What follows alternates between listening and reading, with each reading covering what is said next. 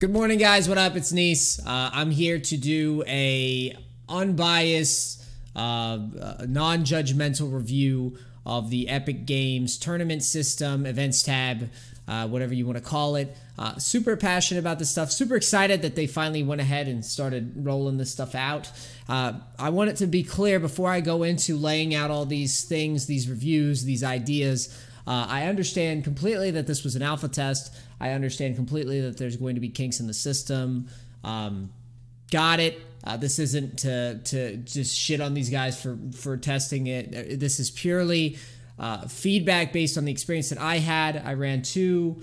Well, I probably have been playing on this system now for about, I'd say about 9 hours, 10 hours. And I have some good actionable feedback about it and the experience that I think that if the Epic guys do get time to see it and go through my thoughts, I think that they will come out with some cool ideas at the very least of how to proceed. So this is the Fortnite events review and how to make it dope. This is that. So let's talk about what the goal is of the Fortnite events. And I apologize, I threw this together pretty quick. If there's any like spell check issues or anything like that, don't flame me too hard. So the goal of Fortnite events, Epic Games is trying to make a more inclusive esports space for all players across all systems. They're trying to provide players with a way to express their skill, challenge and compete against others. And ooh, let's hide myself a little bit. Let's go like this. Little tiny NEACE in the corner. Lastly, provide a clear path to the top of Fortnite food chain, i.e. the pro scene. Anybody that knows me knows that I really don't like the clickiness of the pro scene. I don't like the whole like Discord, like you're in, you're out type of stuff. And I'm excited because I think that this is one of the things that these events and these competitions will help get rid of. I don't like seeing people excluded because of who they know and yada yada. It should be based on your skill and your passion about Fortnite, and the combination of the two. That's the most important thing. So let's start with a review of the system, or the entire experience, and I broke it down into visuals, systems, and format. And I wanted to start with the visuals because that's the highlight of this experience for me. I think that the visuals are very clear. I think it was super easy to navigate the tournament and go through and see what's coming down the pipeline. It doesn't feel overly competitive and off-putting to casuals. Additionally, it doesn't feel very complicated or just like crazy nonsense. And it felt like Fortnite to me. I have a degree in graphic design, well, digital arts. I really enjoyed this layout, and I honestly, one of the things that I will never complain about with Fortnite, or very rarely will complain, are visuals. I think they do a great job, and I think that the tournament is an extension of how good the graphics and design team actually is, and the design direction. And I do have some ideas for each section. The main thing is that I really wanted to articulate here is being able to spectate and download replays would grow the experience bigly. Yes. I can't believe I used that word. Speaking from my time as a League of Legends coach, do I have to be even tinier, NEACE, for this to be visual? Or visible? Sorry, visual on the brain. Now I'm mini NEACE. Speaking from my experience as a coach, being able to share replays, being able to spectate people, download replays, watch the best players, all that stuff, helped grow the LoL esports scene in a major way. People were finding anything from the ridiculously good to the ridiculously bad. Any way to navigate that and share those experiences to the players would be great. There is an awesome replay system already in place. And I think growing that in this events tab, in this tournaments tab, would be awesome. The other thing I wanted to say is tournament awards, anything like the shiny pins, all that stuff, anything that you achieve, you should be able to immediately display that in game and in the profile. Should give people reasons to keep trying hard, so they will keep coming back. A lot of people are getting bored with the standard Fortnite pub experience. I know I am. and I play with, you know, I'm in the skirmish and I'm going to TwitchCon and all that stuff, and I get super bored. It's super hard to stay motivated to play the base game, like the game itself. We have to go out of our way to do things like playgrounds, custom Discord servers, all that stuff, wait for custom tests. Need reasons to be hooked, and giving someone even a visual like shiny pin on the side of their name, that's something to aim for. That's a reason to play. Let people show like, hey, I did this, I did well in it. I think it's an awesome thing to add. The next thing that we're going to cover is the systems. This is the lowest of the low point for this experience so far. Again, I understand completely that this is an alpha test. I understand completely that, you know, these things are for the purposes of testing, but I still think there are some issues that I wanted to at least touch on and talk about. Whether or not we can't see what goes on in Epic headquarters, we have no idea. I'm Tiny Niece. I'm not trying to be mean. I'm just trying to give some good feedback. So the first thing I wanted to say is timing windows. I know you guys work from certain times, and that's why these timing windows were laid out the way they were. But the problem with timing windows were obviously people couldn't play at the times that they would like to. You know, people work and people have things to do, and they weren't able to enjoy the experience. But the other major thing about the timing windows is that they felt really crappy when servers weren't available and you weren't able to get into games. You have a window from this time to play, and then you queue, and you can't get in. That's a problem, and that is something that I think we need to talk about a little bit more in the next slide. And then the game matchmaking and the queue times. This is actually, the queue times weren't necessarily a problem getting into the game, but my issue was the matchmaking that the system was pitting against one another. So let's talk about all this. How can we tweak these systems to make them a little bit better? Well, the first thing is time tournaments feel like crap when the clock runs while you're in queue.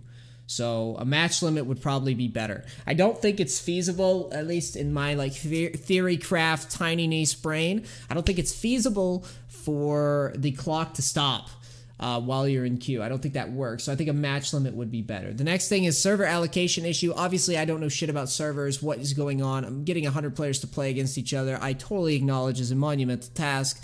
However, I just wanted to say that this should indicate that there's a huge need for a competitive experience in Fortnite. So it doesn't matter, like anytime that a tournament, that you guys are doing tournaments, competition, whatever, I really wanted to just hammer home the concept of like, people have been saying forever, like no one really wants competition, no, this game can't be an esport, it can't be competitive. I think this should indicate that that is not the case. People want to compete. People want to express their skill at the game, or they want to find out how good or bad they are. And I'm really hoping that going forward, Epic Games doesn't see that because I know for a fact that I wasn't queuing in this later because of how annoying the server issues were. And these drop-offs in players should by no means indicate that there isn't a desire for this. And the last thing I wanted to say about the matchmaking was for the top level experience for matchmaking, we want to be able to play this game with the best at any time. And I will happily sit in a queue for 30 minutes. I come from League of Legends, playing Masters Challenger, going to Korea and all that, to play that game at a high level. I will happily sit in a long-ass queue if that means that once the battle bus goes, I know that everybody in that room is top tier. If I get towards the top of any of this stuff, I will happily sit in a queue. I don't want to get to an end game with 5 or 6 people. Yeah, some people were saying on Reddit, oh, the matchmaking was great, the players were challenging. Sure, some of the players were challenging, but the reality is that most lobbies wound up with like 5 or 6 people maybe that were good, and that's a big maybe. I don't think I got anywhere near any experience that was like a scrim or like a tournament in this entire like 10-hour playthrough. I don't think it was anywhere close. Maybe like a low like 5 or 6 player lobby scrim. That's about it. That was like the absolute maximum of competitive gameplay that I experienced in this entire thing. So I don't think the matchmaking was a success necessarily in that regard. So the next thing, format. I give this a C+. So this is tied in hand with the experience that you see in the skirmish and with the live games, the current kill place format where you get like a point for 3 kills, 5 kills, 7 kills, replacement point for 10, top 10, or an extra point for top 3, and then lastly 3 points for the top for the 1 for winning. So my thoughts right away is that early deaths in competition should hurt badly. Kill credits need a major gameplay tweak, and then kill incentives aren't finished. There's been so many ideas why kill incentives are not really being met yet. And it's not just a online, for this issue, it's a live event. It is an online event issue. So we definitely need to start trying to use some of these ideas that have been thrown out. I've thrown ideas out. Every kill should probably be worth something. There should be more points being distributed out. It definitely feels like if we're not going to incentivize killing each other in game because of what it might do to pub games, then we really need to nail this scoring system and get it ironed out so that it makes sense going forward long term for competitive Fortnite. I think that it's not horrible, but it definitely needs some tweaks here or there to the formula right now, because it feels really bad to get 2 kills, place top 20, get 2 kills, and you get 0. It just seems like there's an element of RNG that could be brushed out if that makes sense. So, format tweaks. Let's talk about this. Early deaths and terrible placing should impact your tournament heavily. All right, so I played at PAX. I played in the fall skirmish now. I know many guys have played in both, and they've played in tons, even if it was a Friday Fortnite. It doesn't matter if you're playing a friggin' Friday Fortnite, if you're playing at a LAN, or if you're playing at a skirmish. You die early in a tournament, it hurts, because you don't get kills, you don't get a placing, you don't get anything. What happened in this entire event is people were hot dropping 50 people in Tilted Towers or whatever the hell. It was stupid. It's nonsense. I don't even know why that was a thing, and I assume it was just purely because this was the alpha test. But if it looks anything like that going forward, it is a failure. And I'm really, that's why I said C+. It's because I'm assuming that they know. I'm assuming that you guys at Epic Games know that that's a failure to be able to queue up, hot drop, hope to get lucky, and then queue up, hot drop again. That is not what a tournament is. When I died at PAX, which I died a lot, playing my aggro style, if I died early, guess what I had to do? I had to walk around, pace, drink water for like 30 minutes before a game was even going to happen. I'm not saying that it needs to be that way necessarily, especially for the lower level players that are trying to be more competitive. That's not what I'm saying at all. I'm just saying that if you play like a lunatic in a tournament, you should have a game limit, or you should have a cooldown time before you can queue again or something. This isn't what tournament and competitive play should be about. It shouldn't be about people just mindlessly just coin flipping 20, 30 people, and then somebody gets lucky and gets a bunch of kills. Like, that isn't what we should be doing with the format. All right, the next thing I wanted to say, and this was something that I noticed happening a lot, and it was in a short time period that it happened a lot. Kill credits need to be addressed immediately. If you shoot a guy and 10 to 15 seconds later he falls off the map and you dealt a bunch of damage to him before he fell off the map, you should get the kill credit. Just like if you trap a guy in the box and he's low, he shouldn't throw nades at himself and blow himself up because he knows he's going to lose the fight and he just wants to fuck over your score.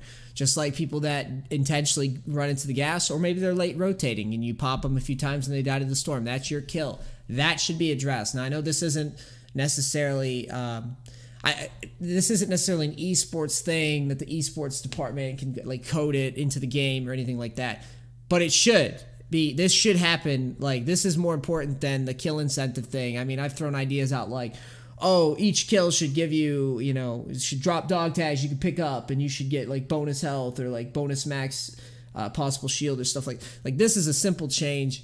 Whoever dealt the damage last 10, 15 seconds, they should be getting awarded a kill.